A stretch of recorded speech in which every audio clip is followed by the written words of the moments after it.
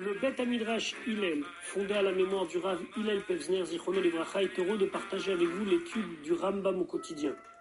Une étude instaurée par le Rabbi en 1984, 5744. Cette étude a pour but d'unir tout le peuple juif autour de la Torah et l'unir autour d'un livre, le Mishneh Torah, qui passe en revue l'ensemble de toute la Torah entière. Comme le Rabbi l'a écrit, Yesh leit ached, il faut s'unir. Al-Yedé Limoud, par une étude à Kolel qui inclut Kol la Torah Kula, toute la Torah entière, et c'est la particularité de notre étude du Mishneh Torah.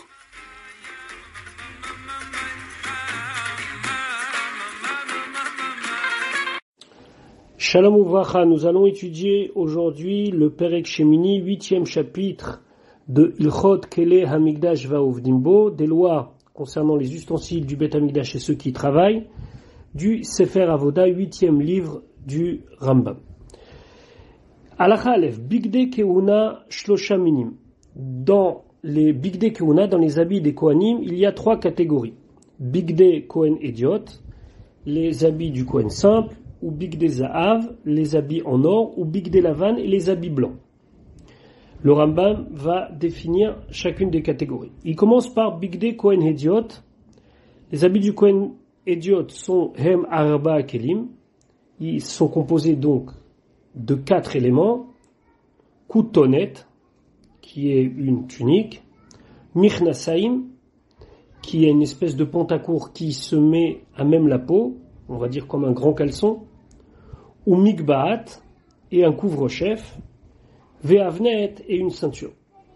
Ve'arbaatam shel pishtam levanim, les 4 sont faits de lin blanc. Ve'chutam kaful shisha, et chaque fil est composé de 6 fils. Donc c'était des fils assez épais. Ve'avnet levado rakum betsemer. Une exception, c'est le avnet du Kohen simple qui était aussi brodé avec de la laine. Alors immédiatement on doit se poser une question. Mais c'est Sha'atnez.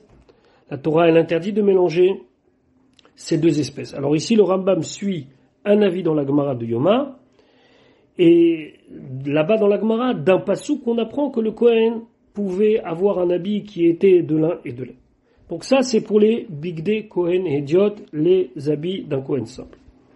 Bet, Bigde Zahav, M, Bigde Kohen Gadol. Les habits d'or, ce sont les habits de Kohen Gadol. Vehem Shmona Kelim, il y a 8 éléments.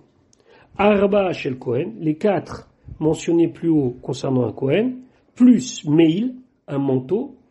Ephod, c'est une espèce de tablier. Vechoshen, le pectoral. Vetzitz, et une plaque en or qui mettait au niveau de son front, où, on verra plus tard, c'était marqué Kodesh Lachem. Ve'avneto Shel Kohen Gadol Maaser Rokem ou. Maintenant, le Havnet, la ceinture du Kohen Gadol, était quelque chose qui était brodé. Veu domé bemaasav le Havnet Kohen Idiot. Et ça ressemblait à celui du Kohen Idiot. C'était pas exactement la même chose. Et il y en a ici qui disent qu'il faut dire Veu domé. Il y en a qui disent qu'il faut Ve eno domé. C'était pas exactement la même chose. Pourquoi? Parce que a priori, d'après certains avis, chez le Kohen simple, il y avait certaines formes qu'on pouvait voir dans la manière dont les choses elles ont été brodées, et ici, non. Mais en tout cas, Ve'u domé b'maasav le Avnet Kohen Idiot, ça veut dire qu'il y avait une petite différence. Ou mitznefet amura be'Aaron, et lorsque dans la Torah on a parlé de mitznefet concernant Aaron, i amikbat amura be'banav. C'est la même chose que mikbat qui a été dit pour ses enfants, seulement. Et là, chez Kohen Gadol Tsonef Ba Kemi chez Lofef et Hachever. Seulement le Kohen Gadol, quand il mettait son turban, il le mettait de manière comme il était quelqu'un qui était en train de bander une plaie. Ou Banav Tsonfim Lokekova. Alors que les Kohanim simples, le turban, il le faisait monter comme un espèce de petit chapeau, ou les Firach Nikra Mikbat. C'est pour ça qu'on l'appelle Mikbat dans le sens chapeau. Donc, il y a une autre petite différence qui n'est pas exprimée ici par le Rambam, c'est la longueur du tissu qui formait donc cette espèce de turban. Mais en tout cas, ce qu'il en ressort, c'est que chez le Kohen Gadol, le turban il était mis autour du front, et il était comme une espèce de, on va dire, de bande autour de la tête, alors que chez les Kohanim, simple, ça montait pour faire comme une espèce de turban montant qu'un chapeau. Maintenant, il nous reste la troisième catégorie. Gimel, Bigdei Lavan en arba kelim shemeshemesh baem Kohen Gadol beyom Kippourim. Les Bigdei Lavan, ce sont 4 habits blancs que le Kohen Gadol utilise le jour de Kippour. Le jour de Kippour, le Kohen Gadol, puisque c'était le seul qui est habilité à faire la Avoda, il devait rentrer dans le Kodesh HaKodashim, dans le Saint des Saints, et dans le Saint des Saints, il devait avoir des habits simples. Parce que les habits de Kohen Gadol ont de l'or, c'est marqué En Kategor Naase Sanegor, un accusateur ne peut pas devenir un avocat, et l'or rappelle le Hegel Hazav, donc le veau d'or. En rentrant dans le Kodesh HaKodashim, il ne fallait pas avoir d'or. Donc il avait des habits blancs. Et là, il y avait 4 habits, coutonnettes, donc c'était la tunique, ou mirnasaim, cette espèce de pantacourt grand caleçon, ve'avnet, et une avnet, c'est-à-dire une ceinture, ou mitznefet, et donc un couvre-chef. Ve'arba atam levanim, les 4 étaient blancs, ve'chutam kaful shisha, et chaque fil était multiplié par 6, ou min hapishtam levadohem, et c'était seulement du pishtan, du lin, et pas de chatnes. Donc c'est peut-être ça, d'après le Rambam, la différence entre le avnet du Kohen Gadol le jour de Kippour, Bigdei Lavan, et le avnet d'habitude. Il faut quand même préciser que ici, c'est la chita du Rambam qu'il y a 3 catégories. D'après certains, Rashi en premier, le Kohen Gadol, quand il rentrait avec des habits blancs le jour de Kippour, c'était les mêmes habits blancs qu'un Kohen simple. Il n'y avait pas de différence. À part ça, Ushte, Kutonot, Acherot, Hayulo, il avait 2 sortes, encore 2 tuniques, qui étaient les Kohen Gadol au Kohen Gadol Beyom Kippourim, Achat Lovsha Beshacharit, une qui mettait le matin, Ve'achat Ben Arbaim, et une l'après-midi. C'était encore une fois lié avec la Voda de Yom Kippourim, avec le fait qu'il rentrait dans le Kodesh HaKodashim. Ushtem Bishloshim Mané Mshekel HaKodesh, et les 2 devaient avoir une valeur de 30 manées selon le Shekel HaKodesh. Vimrat Salé Osif, et si vous voulez rajouter et faire encore plus cher, Mosif Michelo, il devait rajouter de son propre argent. Ou Magdish Atosefet Vacharkach Oseba Kutonet, et il sanctifie ce qu'il a donné en plus, et après on fait la coutonnette, et il pourra plus ni récupérer son argent, ni récupérer la coutonnette. Dalet. Bigdei Keuna Mitzvatam Sheyu Chadashim. Les Bigdei Keuna devaient tout le temps être dans un état neuf, naïm, beau, ou Meshulashim. Meshulashim, ça veut dire que ça devait descendre parfaitement. Kederer Bigdei Agdolim. Comme on voit chez les grands, ça veut dire que si c'est trop long, si c'est trop court, ou si il y avait un ourlet qui était mal fait, c'était pas bien. Il fallait que ça soit propre, neuf, et surtout que ça tombait bien. Chez Neymar, comme c'est marqué, les Chavod Ultifaret, que c'était pour son honneur et sa magnificence. Hayou Metush Tashim, s'ils étaient sales, O Mekoraim, ou déchirés, O Arukim Yater Al Midato, ou bien trop long, O Ktsarim Pachot Midato, ou bien trop court, O chez Silkam Ba'avnet Ve'avad, ou bien tout allait bien, mais lui, il a fait rentrer sa tunique dans l'épaisseur du avnet de la ceinture, et du coup c'est trop court. Avodato psula, l'avoda elle n'est pas valable. Hayu meshuchakim, si ils étaient vieux. O shayu arukim vesilkam ba'avnet achina sutemidato ve'avad, ou bien c'était trop long et qu'il les a coincés dans le avnet dans la ceinture pour que ça soit à sa mesure. Avodato kshera, ça reste que là la avoda elle est kshera. Donc si c'est un petit peu usé, ou bien il a rentré une partie de la tunique dans la ceinture pour que ça lui aille parfaitement, ça reste caché. Et kol beged mi bigdei keuna shenasu tsoim, tout habit des bigdei keuna qui sont devenus sales, en melabenin otam, on ne doit pas les faire blanchir, c'est-à-dire les nettoyer, ven mechabesim otam, on ne doit pas les laver, et là manicham la ptilot, on les laisse pour en faire des mèches, velovesh hadashim, et on doit lui en préparer des nouveaux. Ou bigdei Kohen Gadol Shebalou, des habits de Kohen Gadol qui sont devenus trop vieux, ils sont vraiment usés. Gonzim Otam, eux, on les utilise pas, mais on les met à la gnisa, c'est-à-dire qu'on les enfouit avec les choses Kodesh. Ou bigdei Lavan Shovet Baem Beyom Hatson, par contre, la troisième catégorie, les habits blancs qu'il utilise le jour de Yom Kippour, et no ved baem pam shnia leolam, il ne retravaillera pas une deuxième fois avec. Pourtant, ils ont servi que quelques heures. Et là, nignazim bemakom shepshot otam sham.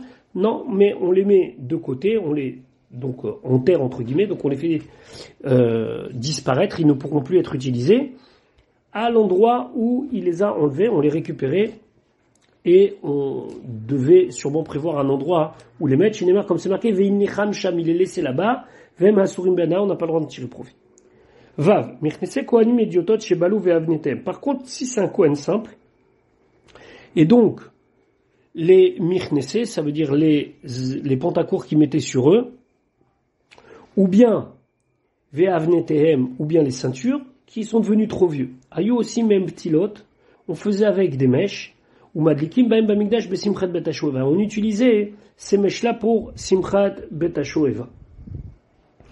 Ou kotonot kohanim ediotim shebalou. Par contre, les tuniques des kohanim simples qui sont devenus usées, ayu aussi même ptilot limnorat tatamid. Là, on les utilisait pour faire des mèches pour allumer la menorah. Donc, des fois, mèches, c'était pour un usage moindre. C'est pour ça que quand on prenait les mirnasaim, ces espèces de grands caleçons, on les utilisait pour allumer les feux de Simchat Betashoeva quand il y avait les danses pendant Sukkot la nuit. Maintenant, de la tunique même, on faisait des mèches pour la menorah. Zain, kol bigdei ha-kohanim enam baim ela mishel tzibur. Tous les habits du Kohen, que ce soit le Kohen simple ou le Kohen gadol, étaient payés par la caisse communautaire. Yachid sheitnadev beged mi bigdei keuna. Et s'il y avait une personne qui voulait lui offrir un des habits des Kohanim, Mosro la Tzibur, c'est comme s'il a fait un don à la communauté, ou Moutar et là, c'est permis. Vechen kol kele hasharet, et ainsi pour tous les ustensiles qui étaient là pour servir au temple, Va'atzea maracha, et les bois qui étaient mis sur le foyer, chez Mesaram Yachid la Tzibur, qu'il y a une personne qui a décidé de donner au Tzibur, Arem Kesherim, ils sont cachers. Ve'av kol korbanot atzibur. La même chose, tous les sacrifices communautaires. Chez Itnadev otam yachid michelo, que lui, un particulier a décidé de les donner, ksherim c'est kacher, ou bilvaat shim serem la tzibur, à condition qu'il donne au tzibur et que c'est utilisé comme si c'était le tzibur qu'avait donné. C'est pour éviter les passe-droits et éviter de dire, voilà, moi, c'est moi qui ai subventionné le Kohen Gadol. On subventionne pas le Kohen Gadol. On donne à la caisse communautaire et c'est la caisse communautaire qui fera les habits de Kohen Gadol, par exemple. Chet, bigdei kohanim idiotim, les habits des kohanim simples, ayu aussi mehem machalatzot rabot. On faisait des copies, on faisait plusieurs exemplaires. Veshisha vetishim chalon ayu bamigdash. Il y avait dans le Bet Hamikdash 96 fenêtres, ici il faut comprendre comme des casiers, les aniar bem abgadim, pour y mettre les habits. Arba chalonot lechol mishmar, 4, donc 4 casiers entre guillemets par mishmar. Mishmar, je vous rappelle, c'est les tours de garde hebdomadaires, il y en avait 24, vous faites 24 fois 4 et vous allez tomber sur 96. Feshem kol mishmar katuv ala chalonotav, et le nom du mishmar était marqué sur les fenêtres, les casiers, vechulan stomot, et ils étaient fermés.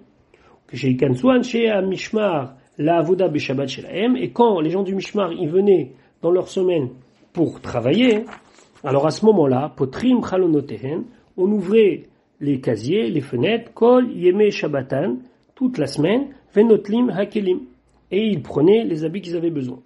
Ursheyatsu, et quand ils sortaient, c'est-à-dire qu'ils avaient fini leur service, machazirim abgadim la chalonotehem bestomam. Alors à la fin de la semaine, on remettait les habits en place et on fermait. Tête velama su arba chalonot lechol mishmar. Pourquoi on faisait 4 casiers fenêtres pour chaque garde? Les filles shelo yiyu hakelim meuravim. On n'avait pas envie que tout était mélangé. Et la kol ha-mirnasaim bechalon, tous les mirnasaim dans une ouverture, vekatuv alav, et c'était marqué mirnasaim. On savait que c'était le casier des mirnasaim, de ces espèces de pantacours. Vechen ha-avnetim bechalon echad, la même chose pour les ceintures dans un endroit, vechatuv alav avnet, et on écrivait avnet, pour savoir que c'était ici les ceintures.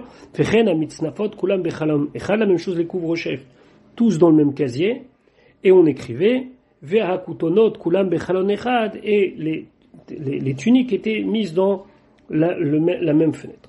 Yud, Kohen Gadol manière bigdei zahav balishkashul. Le Kohen Gadol, où il mettait, d'abord il a plus d'habits, il en a 8, il mettait dans une pièce qui lui était réservée, balayla la nuit, au bet shetze min hamikdash, ou quand il sortait du Bet Hamikdash. Yudalef, Bigde Keuna Mutar Leenot Baem. Les Bigde Keuna, on a le droit d'en profiter. Les Fichar, c'est pour cela, Lovsham Beyom Avodato. Il peut les mettre le jour où il est de service. Fafilo Shelo Beshat Avoda. Même si, immédiatement, dans l'instant, il n'est pas en service. Routz Mina Avnet. Sauf le Avnet. La ceinture. Mipne Shou Shatnes. Comme c'est Shatnes. On n'a pas le droit de porter du Shatnes. Ça veut dire du lin et de la laine mélangée. Donc, s'il n'est pas au moment de la Avoda, il ne peut pas mettre. Donc, il pouvait rester en tunique toute la journée, et quand c'était le moment de la Avoda, il mettait le Havnet. Sur les Kohen Ediot et l'Ovsho, le Beshat Avoda, parce que le Havnet qui était mélangé, qui était Shatnez, un Kohen ne pouvait pas le mettre si c'était pas au moment du service.